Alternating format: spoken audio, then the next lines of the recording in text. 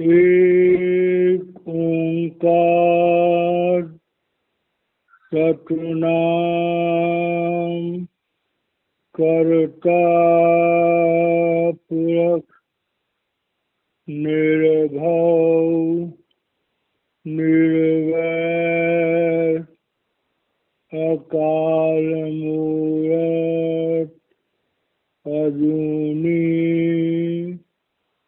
सैभं गुरु प्रसाद जप आद सच जुगाद सच है भी सच नानक होसी भी सच। श्री गुरु नानक देव जी महाराज इस प्रार्थना के द्वारा उस परम पिता परमेश्वर का धन्यवाद कर रहे हैं। हे प्रभु, आप जब स्वयं प्रकट हुए थे अपने ज्योति स्वरूप में और अपने शब्द स्वरूप में, तब से आपने अनेकों युगों में शरीर धारण करके हम मनुष्यों को चिताया और आज भी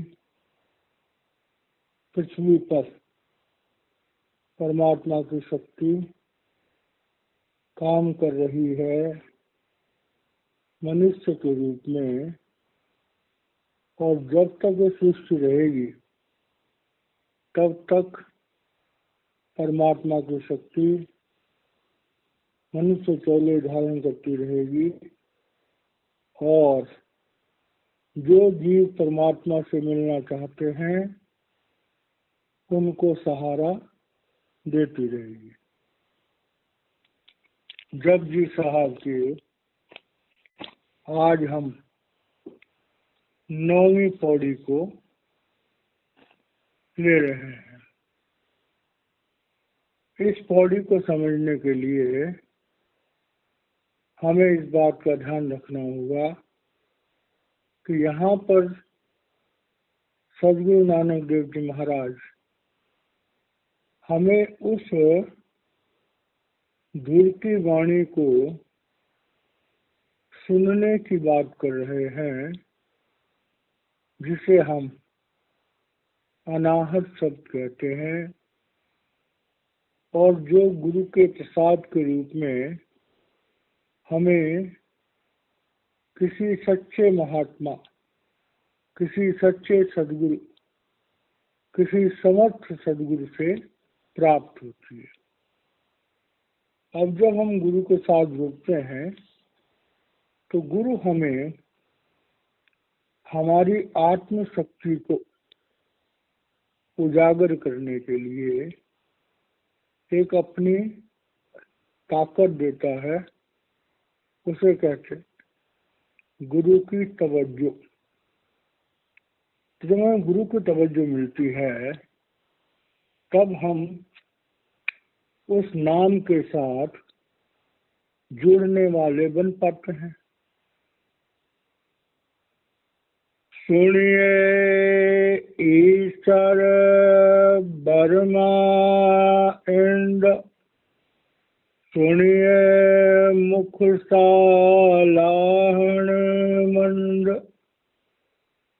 अब इस लाइन के द्वारा श्री गुरु नानक देव जी महाराज हमें नाम की महिमा के बारे में बता रहे हैं कि जब कोई इंसान अपने सद्गुरु द्वारा दिए गए उस मंत्र का हर समय सिमरन करता है तो उसके जीवन में वो अवस्था आनी चाहिए कि वो अंदर के शब्द को सुने। पहले भी जिक्र आया है कि शब्द दो प्रकार के होते हैं। एक शब्द होता है वर्णात्मक, जिसे हम मुंह से बोल सकते हैं। दूसरा शब्द होता है ध्वनात्मक, जो अंदर में तरह तरह की आवाजों के द्वारा प्रकट होता है। तो गुरु साहिबान कह रहे हैं कि भाई जब हमारी जिंदगी में एक सच्चा गुरु होता है, तो जब गुरु हम धारण करते हैं तो दो तरह के लोग संगत में पाए जाते हैं। एक वो लोग हैं जो जन्म जन्मों से इस परमार्थ के रास्ते पे चल रहे हैं, उनकी थोड़ी बहुत तरक्की हो चुकी है। वो जब नाम दान लेते हैं तो उनके पहले के जपे हुए नाम के प्रताप से और गुरु की तवज्जो से हमारी आत्मा अंदर के मंडलों में जाती है। जो भाई बहन इस सत्संग को सुन रहे हैं तो इस बात को जरूर जाने, और खासकर वो भाई बहन जो भजन सिमरन करते हैं, उन्हें पता है कि जब सच्चे गुरु के द्वारा हमें नाम दान मिलता है और हम भजन में बैठते हैं तो पहले हमारी आत्मा हमारे पैरों से शुरू होती है। जब हमारी आत्मा मूल चक्र पर आती है तो हमारे पैर थोड़े ठंडे हो जाते हैं। उसके बाद आत्मा इंद्र चक्र पर आती है, नाभि चक्र पर आती है, हृदय चक्र पर आती है, कंठ चक्र पर आती है और आज्ञा चक्र पर आती है। आज्ञा चक्र पर जब आत्मा आती है तो वहां पर जो 10वां दरवाजा है, जिस दरवाजे को हमारा गुरु नामदान के दिन खोल देता है, जब आत्मा उसमें आती है तो आत्मा अंदर जाती है। हम अपने शरीर में लगे उस 10वें दरवाजे से हमारी आत्मा अंदर जाती है, और जब अंदर जाती है तब हम अंदर के दिव्य मंडलों में अपने सूक्ष्म शरीर के द्वारा ट्रेवल करते हैं। और ये बात हम जब भजन सिमरन करते हैं तो हमें साक्षात समझ में आती है कि अंदर के मंडलों में हमारी पहली अवस्था होती है उड़ने की, कि हम उड़ रहे हैं। क्योंकि हम देखते हैं कई बार हमें ऐसे सपने भी आते हैं कि हम आकाश में उड़ रहे हैं, लेकिन जब हम ध्यान में बैठ करके और उड़ते हैं तो हम उन दिव्य मंडलों की सैर कर रहे होते हैं। ये बातें प्रैक्टिकल हैं। कोई भी इंसान किसी सच्चे गुरु से नाम दान लेके भजन सिमरन करके इस अवस्था को प्राप्त कर सकता है। अब जब हम अंदर के मंडलों में जाते हैं तो यहाँ पर गुरु साहिबान कह रहे हैं कि सुनिए ईश्वर वर्मा इंद्र, कि जो अंदर के जो लोक है उसमें शिवपुरी भी है, ब्रह्मपुरी भी है और इंद्रपुरी भी है। ये बात बड़े ध्यान से सुनने वाली है कि जो अंदर की पुरियां हैं, एक सच्चे गुरु का नाम लेवा, वहां पर जो लोग रोज भजन करते हैं वो लोग रोज सैर को जाते हैं। जैसे हम लोग सुबह मॉर्निंग वॉक के लिए जाते हैं, कोई सड़क पे मॉर्निंग वॉक करता है, कोई किसी बड़े पार्क में मॉर्निंग वॉक करता है और मॉर्निंग वॉक करके वापस आता है। इसी तरह से जो लोग भजन सिमरन करने वाले हैं, जब वो सुबह ध्यान में बैठते हैं, उनकी आत्मा शरीर में सिमटती है, 10वें दरवाजे पर आती है, अंदर की दुनिया में उड़ान करती है और उनकी आत्मा शिवपुरी में भी जा सकती है, ब्रह्मपुरी में भी जा सकती है और इंद्रपुरी में भी जा सकती है। तो मेरे गुरुदेव अपने सत्संगों में फरमाया करते थे कि इन पुरियों में, जैसे इंद्रपुरी है, इंद्रपुरी में अनंत अप्सराएं हैं और अनंत खूबसूरती है। कोई भी इंसान अगर बिना गुरु की शक्ति के वहां तक जाएगा तो फंस जाएगा। जैसे ऋषि विश्वामित्र जी जो है वो अंदर जाकर के फंस गए। तो हमारी जो आत्मा मन इंद्रियों के साथ फंसी हुई है, हमारा मन जो कि दुनिया के संस्कारों से लिपटा हुआ है। मजे की बात यह है कि मन भी बहुत शक्तिशाली है। जैसे हमारा पिंडी शरीर है, अंडी शरीर है और ब्रह्मंडी शरीर है, ऐसे मन भी पिंडी मन है, अंडी मन और ब्रह्मंडी मन है। तो ब्रह्म लोक तक भी हम चले जाएं, इंद्र लोक भी हम चले जाएं, तो हमारी मन की वासनाएं खत्म नहीं होती। तो गुरु साहिबान कह रहे हैं कि जो शब्द एक सदगुरु से हमें मिलता है, उस शब्द की साधना करने से हमारी आत्मा इन पुरियों में सैर करके वापस आ सकती है। अब यहाँ पर एक भेद की बात है कि जो तो गुरु वाला होगा वो तो गुरु के प्रोटेक्शन में होगा और वो इधर उधर नहीं देखेगा। मेरे गुरुदेव फरमाया करते थे कि जब शिष्य अपने गुरु की कृपा से इन पुरियों में ट्रेवल करता है तो गुरु एक ओला कर देता है, मतलब हमारा मन और आत्मा उन पुरियों की उन दिव्य वासनाओं को, उन दिव्य सुंदरताओं को न देखे, क्योंकि उन सुंदरताओं को देख करके शायद ही कोई बिल्ली जीव आत्मा होगी जो अपने को रोक पाएगी। तो इस शब्द का माध्यम ये हुआ कि भाई वो नाम श्रवण जो है वो हमें इन इंद्रपुरी हो गया, ब्रह्मपुरी हो गया, शिवपुरी हो गया, वहां तक जाने की ताकत प्रदान करता है। और सुनिए मुख सालाहण मंद, पहली बात तो थी दिव्य लोकों की। अब दूसरी बात आ गई है कि जो इंसान अपने जीवन में किसी सच्चे सदगुरु के द्वारा दिए गए नाम मंत्र का जाप करता है और जैसे जैसे उसकी भक्ति दृढ़ होती है, जैसे जैसे उसकी भक्ति दृढ़ होती है तो वैसे वैसे हमारे अंदर जो है वो गुण आने शुरू हो जाते हैं।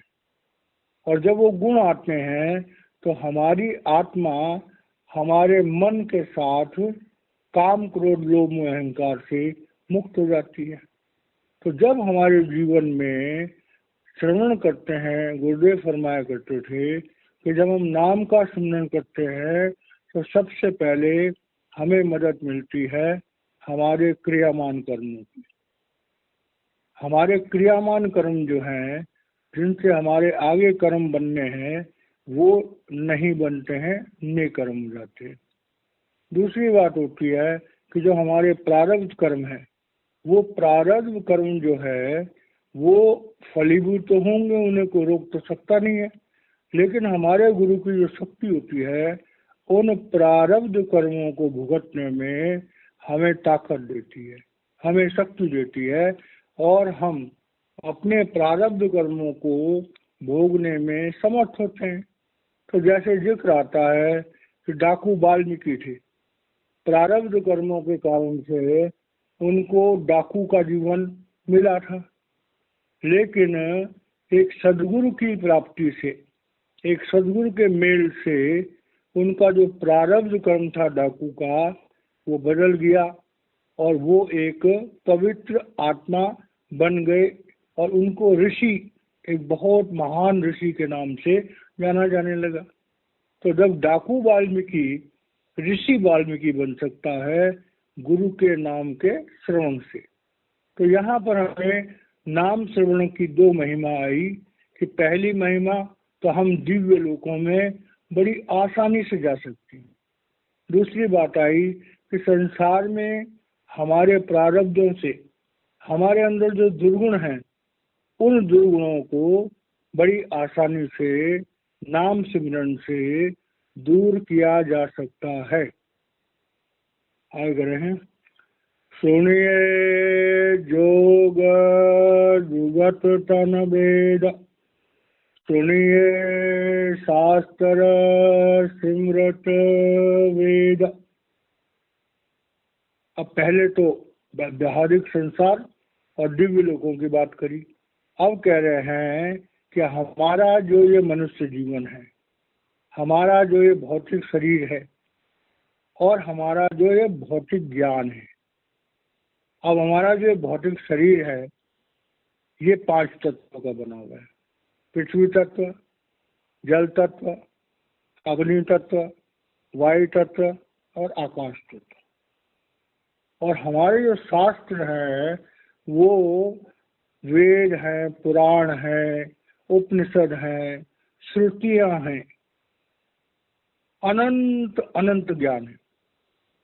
तो हमारे सामने दो रहस्य आते हैं एक तो हम अपने शरीर की रचना के बारे में नहीं जानते, हम अपने मन की रचना के बारे में नहीं जानते, और हम जो धर्मशास्त्र उपलब्ध हैं, जैसे मनुस्मृति है, पाराशर स्मृति है, वेद हैं, उपनिषद हैं, उनकी विद्या बड़ी गहरी है, उन्हें समझना बड़ा मुश्किल है, उनका विचार करना बड़ा मुश्किल है। जैसे कहा जाता है कि वेद ग्रंथ गुरु हठ है, जिस लग भवजल पार उतारा, सतगुरु वाजई न बुझही, जिस चर धरे न प्रभु उतारा। तो जब हम नाम का स्मरण करते हैं, तो जैसे ही हमारी आत्मा हमारे शरीर में मूल चक्र से, जो हमारी रीढ़ की हड्डी के सबसे नीचे होता है, जब हम मूल चक्र को क्रॉस करते हैं, जहाँ पर पृथ्वी तत्व होता है, जहाँ के देवता गणेश जी हैं। हमें सोचते हैं कि बाहर लोग जो है देवी देवताओं की मूर्ति बना करके और शायद कोई कल्पना करते हैं, लेकिन ऐसा नहीं है। हमारे इस जीवन में, इस शरीर में प्रभु सत्ता काम करती है। उस प्रभु सत्ता के अलग अलग रूप हैं। तो जो पहला हमारे शरीर में रूप आता है वो पृथ्वी तत्व का आता है। पृथ्वी तत्व में हमारे शरीर का ढांचा है, पृथ्वी तत्व में सकल ब्रह्मांड है। तो गुरु साहिबान कह रहे हैं कि जब हम नाम श्रवण करते हैं और हम योग जुगत तन भेद, योग कहते हैं जुड़ने के लिए, जुगत कहते हैं कि जो तरीका हमारे सदगुरु ने हमें बताया, और हमारे सदगुरु ने बताया कि 5 नाम का सिमरन करो।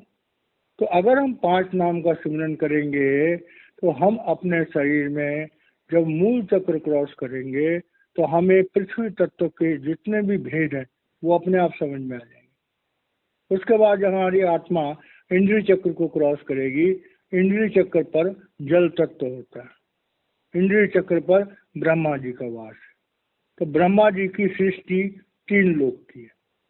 तो जिस भाई बहन का इंद्रिय चक्र क्रॉस हो जाता है उसको त्रिकालदर्शी हो जाता है, तो 3 लोकों के बारे में जान लेता है। उसके बाद में आता है हमारा नाभि चक्र।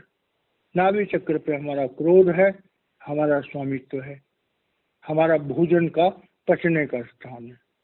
जब हमारी आत्मा नाभि चक्र से क्रॉस होती है तो उसके बाद हमें जो हमारे मन के चंचलता है, क्रोध हमेशा चंचलता से आता है, स्वामित्व तो दुनिया की आसक्ति होती है, तो हमें उसके बारे में बड़ी गहराई से हर चीज समझ में जाती है। हृदय चक्र पर जो है वो भगवान शंकर का वास है, वहाँ पर विरक्ति की बात है, वहाँ पर सारी वासनाओं को, कामनाओं को जलाने की बात है। जैसे हम देखते हैं कि भगवान शंकर के शरीर पर राख मली होती है और भगवान शंकर के गले में सांप होते हैं।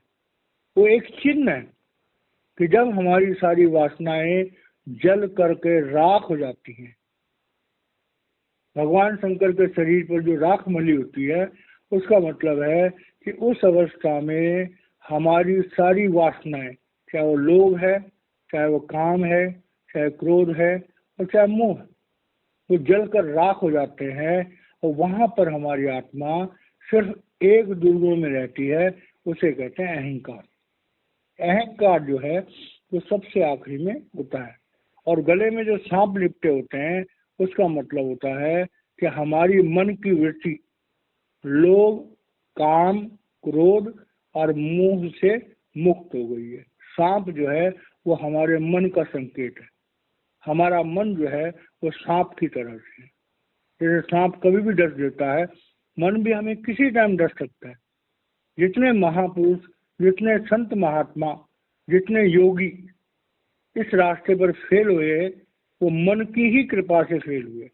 मन ने उन्हें जगह जगह पर धोखा दिया और वो अपनी साधना से बिछड़ गए। तो गुरु साहिबान कह रहे हैं कि अगर हम नाम स्मरण करते हैं तो हमारे इस शरीर के, खाली ये पिंडी शरीर जो है इसमें 5 भूतों से बना है, लेकिन अंडी शरीर और ब्रह्मंडी शरीर, इन सारे शरीरों की जो जानकारी है वो हम नाम श्रवण के द्वारा ही समझ सकते हैं।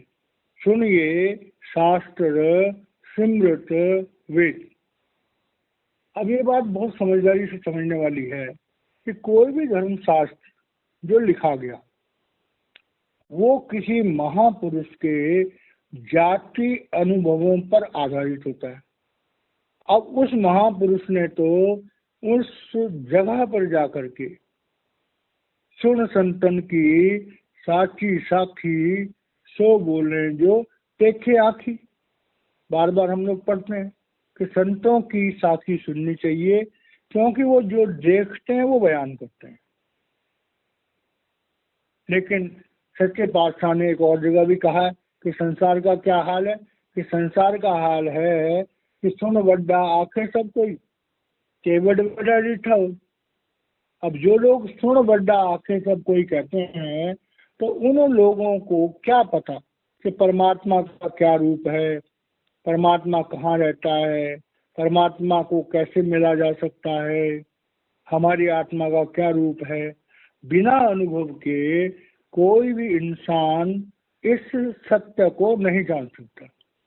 संसार में हम अपने धर्म शास्त्रों को पाठ के रूप में सारी जिंदगी भर करते रहते हैं।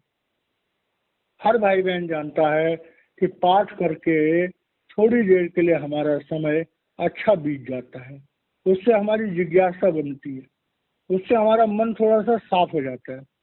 लेकिन धर्म शास्त्रों में जो लिखा गया है, जब तक उसका हमें जाति अनुभव नहीं होगा, तब तक उस सत्य का, उस पवित्र वाणी के उस आंतरिक भाव का हम नहीं समझ सकते। पाराशर सूत्र है, नारद सूत्र है, स्मृति है और बहुत सारे वेद हैं। उनकी जो भाषा है, उस भाषा को सही रूप में वही समझ पाएगा जो उन अवस्थाओं से गुजरा होगा। एक जिक्र आता है, एक बारी की बात है, परम संत कृपाल सिंह जी महाराज हरिद्वार में गए हुए थे। अब वहां पर बड़े बड़े प्रकांड विद्वान वेद शास्त्रों के होते हैं। कृपाल सिंह महाराज जी की बड़ी ख्याति थी, लोग उनका बड़ा सम्मान करते थे। तो कुछ पढ़े लिखे, पर बहुत पढ़े लिखे ज्ञानी, वेदों के ज्ञाता, बहुत पढ़े लिखे इंसान थे। उन्हें लगा कि संत कृपाल सिंह जी महाराज क्या जानते होंगे। तो बहुत सारे विद्वान बैठे हुए थे। उन्होंने संत कृपाल सिंह जी महाराज जी से एक संस्कृत का श्लोक बोला। अब उस संस्कृत के श्लोक में एक लफ्ज जो है वो ऐसा था जो उस अवस्था का वर्णन करता है। अब उन्होंने कृपाल सिंह महाराज से पूछा, इस श्लोक का मतलब बताओ। तो कृपाल सिंह महाराज जी ने कहा कि ये श्लोक जिस जगह का संकेत दे रहा है वहां पर कल्प वृक्ष है, अंदर के मंडलों में वहां पर कल्प वृक्ष है, और उस कल्प वृक्ष से रोशनी निकल रही है, और वहां पर कल्प वृक्ष के अलावा कुछ भी नहीं है। अब जो पंडित था वो हंसने लगा, क्योंकि उसके लिए उस अनुभव की कल्पना करना भी मुश्किल था। लेकिन एक दूसरे, एक सच्चे भक्त थे जो कि महाराज कृपाल सिंह जी से जुड़े हुए थे, वो ध्यान लगाते थे, थोड़ी बहुत उनको समझ थी। तो उन्होंने उस पंडित जी से कहा कि पंडित जी, आप जो बोल रहे हैं, आपकी जो विवेचना है वो हो सकती है, ठीक है, लेकिन जो कृपाल सिंह जी महाराज कह रहे हैं, प्रैक्टिकल रूप में उस दिव्य मंडल में इस जगह पर जहां पर इस श्लोक में जिक्र किया गया है, वहां पर यही सब कुछ है। तो क्या मतलब है कि महापुरुष जो होते हैं वो किसी लफ्जों के बने हुए नहीं होते हैं। क्योंकि हम जो भी धर्म शास्त्र पढ़ते हैं उसमें कोई ना कोई हिंट होता है सच्चाई का, लेकिन संसारिक लोग जो हैं उसे संसार की चीजों से जोड़ते हैं। जैसे भागवत में आता है कि चिंतामणि लोक सुखम सुरद्रु स्वर्ग संपदम प्रियक्षंति गुरु प्रीतो वैकुंठ योगी दुर्लभम। इस श्लोक का मतलब है कि दुनिया में हमें पारस पत्थर मिल जाए जो सोना बना दे लोहे को, तो हम मनो सोना बना सकते हैं, ऐश्वर्य प्राप्त कर सकते हैं। अंदर में जो कल्प वृक्ष है वो दिव्य लोकों की हर कामना को पूरा कर देता है। लेकिन इन दोनों चीजों से हमें मुक्ति नहीं मिल सकती है। ये क्षंति गुरु प्रीतो, जब हमारे जीवन में एक सच्चा गुरु आता है और हमें उससे प्रेम होता है और वो हम पर कृपा करता है, तो वैकुंठ योगी दुर्लभम, जो सचखंड योगियों को भी संभव नहीं है, वो हमारा गुरु अपनी कृपा से हमें उस सचखंड तक ले जा सकता है।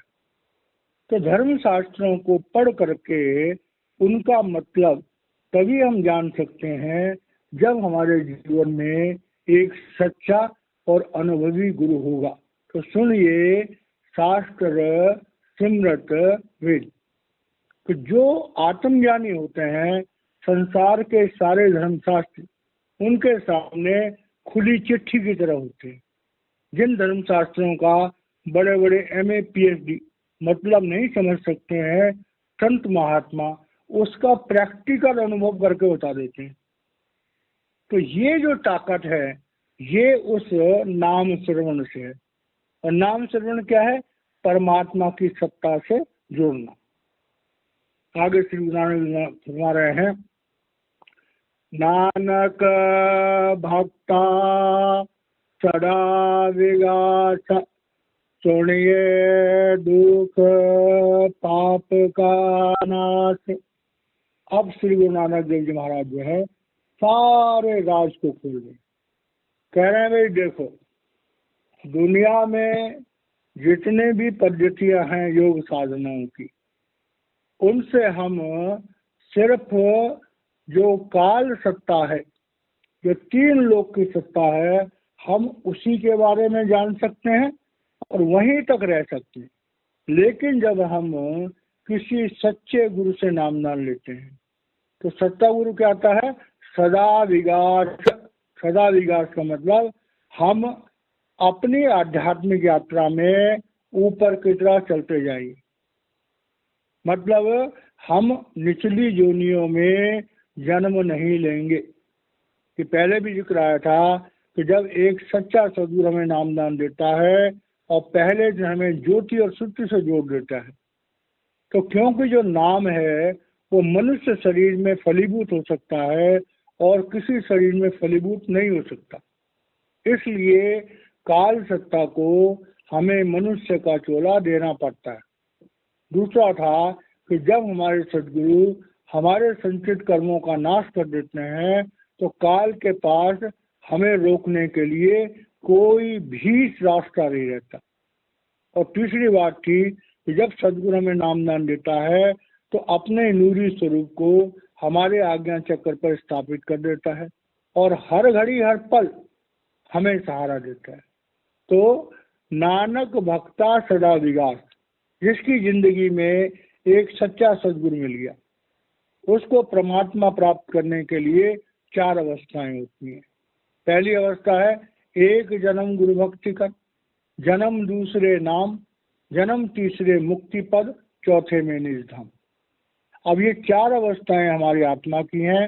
अगर कोई चाहे तो एक जन्म में ही इन 4 अवस्थाओं को क्रॉस कर सकता है, और अगर नहीं कर सके तो 4 जन्म में तो उसकी मुक्ति होनी जरूरी है।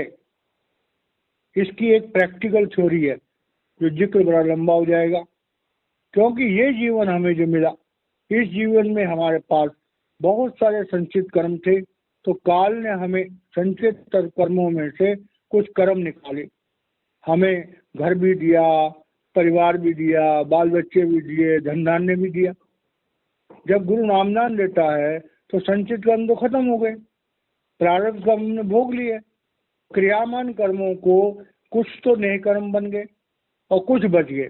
तो अगला जीवन जब हमारा होगा तो हमारे पास जो हमारे क्रियामान कर्म है अगले जन्म में वो एक तरह से प्रारब्ध बनेंगे, बहुत थोड़े से कर्म होंगे। जब थोड़े कर्म होंगे तो हमें दुनिया भी छोटी मिलेगी, और पैदा होते ही गुरु मिल जाएगा। अगर उस जन्म में भी हमारा बेड़ा पार नहीं हुआ तो उस जन्म में जो क्रियामान कर्म हो थोड़े से होंगे, और इस तरह से तीसरे या चौथे जन्म में हम पैदा होंगे, गुरु धारण करेंगे और हमारी मृत्यु हो जाएगी और हम सीधे सचखंड चले जाएंगे। तो ये जो रूहानी यात्रा है ये बड़ी अद्भुत है, लेकिन बिना सच्चे गुरु के, बिना सच्चे नाम के श्रवण के हम इस भेद को नहीं जान सकते।